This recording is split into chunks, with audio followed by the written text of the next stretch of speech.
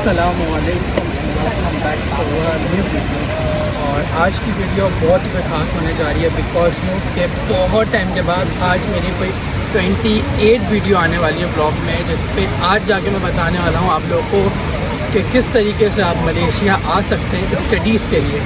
और भी बहुत सारे ऑप्शन हैं। मैं जिसको स्टडीज़ के हवाले से बोलता हूँ, ठीक है, वो मुझे वर्क के हवाले में बोलते हैं कि आप मुझे वर्क का बताएं कि आप किस तरीके से वर्क में आ सकते हैं। तो मैं आपको बेस्ट से बेस्ट ऑप्शंस दूंगा। और आज हमारे साथ एक स्टूडेंट हैं, वो भी ज्वाइन करने वाले हैं, वो अपना एक्सपीरियंस हमारे साथ शेयर करेंगे। और हम ये चीज़ देखेंगे कि कितना इजी है यहाँ आना और यहाँ से आगे जाना, या क्या करना चाहिए अपनी जो है पूरी जर्नी में।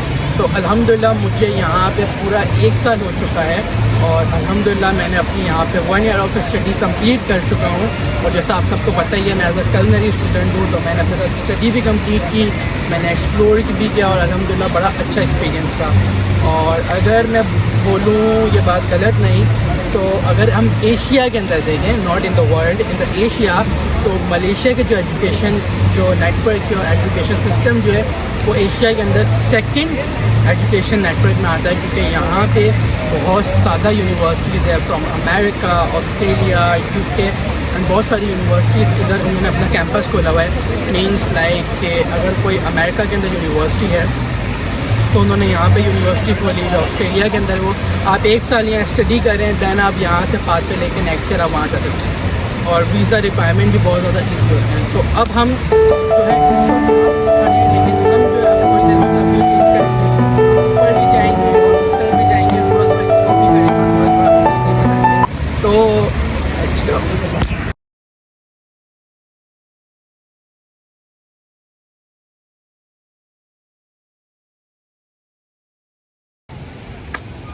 यस, तो फाइनली हमने थोड़ा सा एक्सप्लोर किया, उसके बाद हम यहाँ हैं। तो अब मैं आप लोगों के साथ एक एक्सपीरियंस शेयर करने आ रहा हूँ। मैं अपना भी एक्सपीरियंस शेयर करूँगा एंड आप ये समझ लें कि 1 ईयर वर्सेस 3 मंथ्स, ओके, कि उनको इस जगह क्या समझ आया, मुझे क्या समझ आया। देखें, अगर मैं इस जगह आया हूँ तो मुझे बहुत सारे डिफ़िकल्टी मिली भी होगी और आसानियाँ भी मिली होगी, लेकिन हम इसी चीज़ को सॉल्व करना चाहेंगे। और कोई भी ऐसा काम नहीं जिसमें डिफ़िकल्टी नहीं आती है, क्योंकि न्यू एरियाज़ हैं, न्यू चीज़ें हैं, न्यू लोग हैं और बाहर लैंग्वेज अलग है, खाना पीना अलग है, बहुत सारी चीज़ों के प्रॉब्लम्स आए होंगे। तो इस वक्त हमारे साथ मौजूद है स्काउट भाई, और स्काउट भाई को नॉर्मली वेलकम तो नहीं बोलना, तो उनको अपने साथ लेकर आएंगे। तो लेट्स गो। तो फाइनली स्काउट भाई हमारे साथ मौजूद हैं। अस्सलाम वालेकुम स्काउट भाई, क्या हाल है? ठीक है, तो आप बताएं कैसा रहा आपका मलेशिया का एक्सपीरियंस? मेरा मलेशिया का एक्सपीरियंस बहुत अच्छा रहा है। मेरा पाकिस्तान से फ़र्स्ट टाइम बाहर निकलना हुआ है, ठीक है। उसके अलावा मैंने और कोई कंट्री विज़िट नहीं की, तो स्टडी के हवाले से मैं बाहर निकला हूँ, ठीक है। और मैंने यहाँ पे आके देखे कि जैसे हमारा एक पाकिस्तान में एक लाइफस्टाइल है, उससे बहुत ज़्यादा डिफरेंट है, ठीक है। डिफरेंट कल्चर के लोगों के साथ मिलते हैं, ठीक है। लैंग्वेज बैरियर होते हैं, बट यहाँ पे हॉस्पिटैलिटी इतनी ज़्यादा है, लोगों का एक दूसरे के साथ बात करने का तरीका इतना अच्छा, इतना पोलाइट है कि आप अपनी जो बात है वो इजी टू गो दूसरे को अंडरस्टैंड करवा लेते हैं। तो बाकी जो है, मैं स्टडी के हवाले से बात करूं तो यहाँ पे आके बहुत सारी अच्छा, मैं आपसे कुछ चीज़ें पूछना चाहूँगा। क्या आप मुझे बताएं कि दूसरी कंट्रीज़ हैं लाइक यूरोपियन कंट्रीज़ और भी बहुत सारी कंट्रीज़ हैं जो आपको पढ़ने का मौका देती हैं, ठीक है, तो why you can choice to Malaysia? Because Malaysia इसलिए मैंने सेलेक्ट किया कि एक तो हमारे इसमें एशिया में आता है, ठीक है। दूसरा ये कि मैंने एक ऐसा प्लेटफॉर्म है मलेशिया, अब जिस फील्ड से मैं हूँ कलनरी आर्ट से, ठीक है, तो यहाँ पे मल्टी कुजीन्स का एक कॉम्बिनेशन है, ठीक है। तो मैंने यहाँ पे आके उसको एक्सपीरियंस करना है और कर भी रहा हूँ, ठीक है। रिसेंटली अभी मैं जहाँ पे पार्ट टाइम जॉब कर रहा हूँ स्टडी के साथ, ये मेरे पास एक प्लस पॉइंट है। तो जो मैं अपनी चीज़ें एक्सप्लोर कर रहा हूँ, चीज़ों का एक्सपीरियंस कर रहा हूँ, तो उस लिहाज से मुझे ये कंट्री जो है बहुत अच्छी लगती है, मुझे समझ में आ रही है, ठीक है। कि वन ऑफ द बेस्ट मैं कह सकता हूँ कि अभी तक का जो मेरा लाइफ का एक्सपीरियंस है उसमें वन ऑफ द बेस्ट है ये मलेशिया। अच्छा स्काउट भाई, इससे पहले आपने, मैं ये भी बात ऐड कर लूँ, आप एज अ नर्स थे, ठीक है, अल्हम्दुलिल्लाह, और आपने उस चीज़ में एक्सप्लोर किया, लेकिन ये जो फील्ड में आप आए हैं ये आपका एक क्रश है, ठीक है। मीन्स लाइक आप इसमें इंजॉय करके काम करते हैं, ठीक है। अच्छा, अभी आपने एक बात शेयर की कि पार्ट टाइम जॉब, तो क्या पार्ट टाइम जॉब करने के बाद अपनी आप अखराजात पूरे कर लेते हैं मलेशिया के अंदर? Yes easily. जैसे मेरा मॉर्निंग शिफ्ट जो है यूनिवर्सिटी का होता है, वीक में 3 डेज मेरी क्लासेस होती हैं।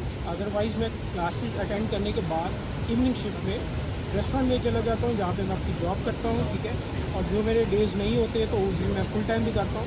तो मैं इतना यहाँ पे अर्न कर लेता हूँ कि ईज़िली मैं अपना खाना पीना रहना और अपनी इंजॉयमेंट ईच एंड एवरीथिंग मैं ईज़िली बेयर कर लेता हूँ। अच्छा, मैं आप लोगों से एक मज़े की बात शेयर करता हूँ। Malaysia as a tourist country, okay, और मलेशिया के अंदर as a chef as a hospitality industry बहुत बड़ी है। अगर मैं भी आप लोगों को अपने सराउंडिंग के अंदर दिखाऊं तो यहाँ सो मैनी टूरिस्ट हैं, ठीक है।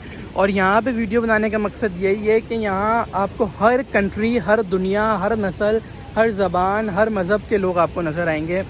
तो अच्छा स्कॉट भी, अब मुझे आपसे कुछ चीज़ें ये पूछनी हैं कि आपने मलेशिया से अपना प्रोसेस स्टार्ट करवाया, मतलब मलेशिया के लिए अपना प्रोसेस स्टार्ट करवाया, तो क्या ये फर्दर दूसरी कंट्री के मुताबिक ईजी है या मुश्किल है?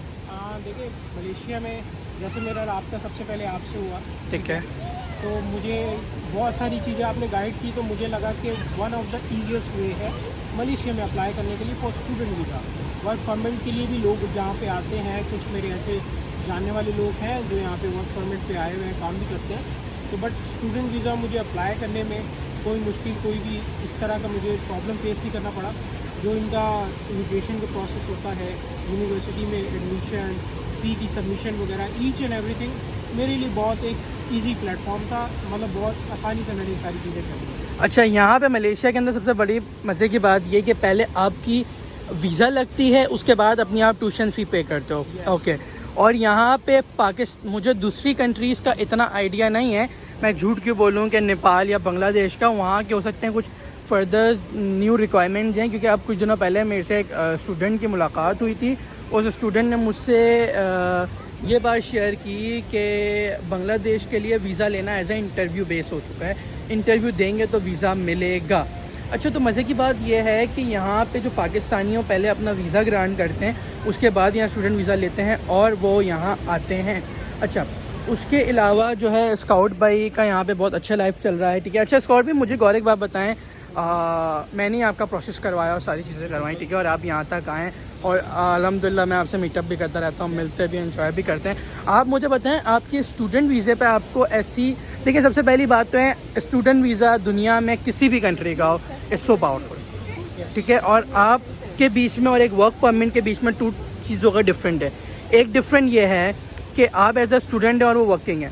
आप अगर कहीं का भी वीज़ा अप्लाई करेंगे एज अ टूरिस्ट आपको ईजिली मिल जाएगा, और अगर एक वर्कर करेगा उसके लिए बहुत डिफ़िकल्ट हो। अच्छा, आप मुझे एक बात शेयर करें कि मैं अपना एक्सपीरियंस तो करूँगा अभी शेयर, आप मुझे एक बात का एक्सपीरियंस, मैं आपसे बेनिफिट्स पूछ रहा हूँ और मैं डिसएडवांटेजेस बताऊँगा। बिकॉज यूँ कि आपको 3 महीने हुए हैं, आपने अपने बेनिफिट्स देखे हैं, और मुझे 1 साल हो गया, मैंने अपने डिसएडवांटेजेस भी वॉच किए हैं, क्योंकि हर किसी चीज़ का अच्छा भी होता है और बुरा भी होता है। अच्छा, आप मुझे बताएं, आपके स्टूडेंट वीज़े के ऊपर आपको मलेशिया के अंदर आके क्या क्या बेनिफिट्स मिले हैं? देखिए, मलेशिया में आने के बाद, ठीक है, जो एक मेन चीज़ मुझे नज़र आती है कि आप चाहे वो अपने मुल्क में रहते हैं या किसी भी मुल्क में रहते हैं, तो सेहत, तंदुरुस्ती होना, बीमार होना, ये एक पार्ट ऑफ लाइफ है, ठीक है। ठीक है। तो इसमें सबसे बड़ा जो मुझे चीज़ बेनिफिट नज़र आया है वो आपका मेडिकल इंश्योरेंस है, ठीक है, जिसमें हम अपना स्टडी कर रहे हैं, खाना पीना, घूमना फिरना, सब चीज़ें कर रहे हैं, लेकिन एक बीमारी ये पार्ट ऑफ लाइफ है। तो बंदा किसी भी फेस में होता है, तो ये हमारी कंट्री में नहीं, सब कंट्रीज़ के अंदर ये one of the most expensive जो है, ये सारी चीज़ें आती हैं जिसमें हमारा मेडिकल है, ठीक है। तो सबसे बड़ा बेनिफिट तो यही है, मेडिकल इंश्योरेंस। जो मेडिकल इंश्योरेंस है, स्टूडेंट्स बिल्कुल टेंशन फ्री हो जाते हैं, ठीक है। खाना पीना है, उसने अपनी जेब देख के करना है। आप तो शेफ भी, और उल्टा आपका खाना पीना हो जाता है, उसमें मेरा बहुत इजीली हो जाता है, तो मेरी जेब से पैसा नहीं लगता, ठीक है।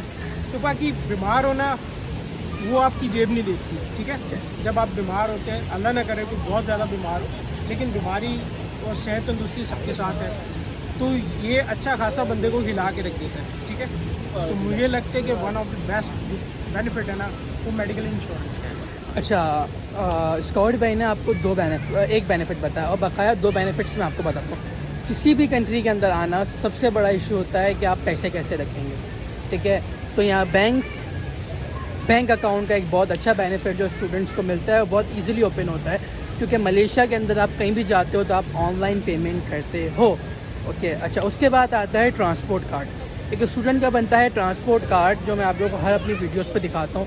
एक नॉर्मल बंदा अगर ट्रैवल करेगा उसको 2 रिंगिट देने पड़ेंगे और हमें 1 रिंगिट देना पड़ेगा। हमारे लिए 50% ऑफ है। और दूसरी बात, यहाँ का जो वेदर है वो वेदर इतना नाइस वेदर है कि मैं आपको बता नहीं सकता कि यहाँ पे थोड़ी गर्मी होती है और यहाँ बारिश स्टार्ट हो जाती है। तो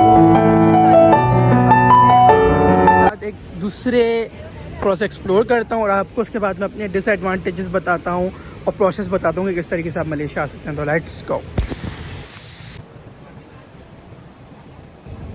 यस, तो फाइनली मैं आ चुका हूँ। अच्छा, अब स्काउट मैंने अपनी सारी बातें की कि मलेशिया में क्या क्या एडवांटेजेस हैं यार, लेकिन यहाँ पे एक बैड एडवांटेजेस यही है कि हम सबसे पहले मैं आपको एक बात बताता हूँ कि मैं आप बोलेंगे कि अब जब बैठे तो क्यों आया हो यार। ये कंट्री इजी है as a work, as a student आना यहाँ पे, ठीक है।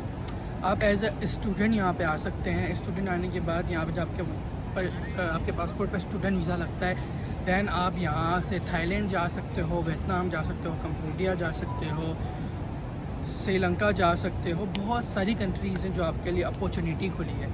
अब बहुत से लोग ऐसे होते हैं जिनके पास कोई अपॉर्चुनिटी नहीं होती आगे यूरोप जाने के लिए, तो वो ये करते हैं, यहाँ आते हैं, ट्रैवल हिस्ट्री बनाते हैं, दैन वो यूरोप का वीज़ा लगाते हैं और वहाँ जाके वो इमिग्रेशन अप्लाई कर देते हैं। लेकिन अगर मैं अपनी बात करूँ, या कोई ऐसा स्टूडेंट है जो यहाँ आता है और पढ़ने के बाद वो आगे फर्दर से स्टडीज़ के लिए जाना चाहता है, तो उसके लिए यहाँ पे जब स्टूडेंट वीज़ा उसके पासपोर्ट पे लगा होगा तो उसके लिए इजी होगा कि वो दूसरी कंट्री के लिए बहुत इजीली अप्लाई कर सकता है। पाकिस्तान से और यहाँ से ऐसा डिफरेंट है, पासपोर्ट एक ही है, लेकिन डिफरेंट ये है कि आपके पासपोर्ट पे एक स्टिकर लग जाता है जिससे आपके पासपोर्ट की विड्थ बढ़ जाती है। अच्छा, डिसएडवांटेजेस यही है कि आप यहाँ पढ़ते हो और आप ये बोलते हो मैं कहीं और नहीं जाऊँगा, तो मतलब ये है कि आप जब 3 साल बाद यहाँ पढ़ाई ख़त्म करते हो, तो मैंने ऐसे बहुत से लोगों को देखा जो अपने कंट्री वापसी चले आते हैं, बिकॉज क्योंकि यहाँ सिटीज़नशिप का कोई भी सीन नहीं।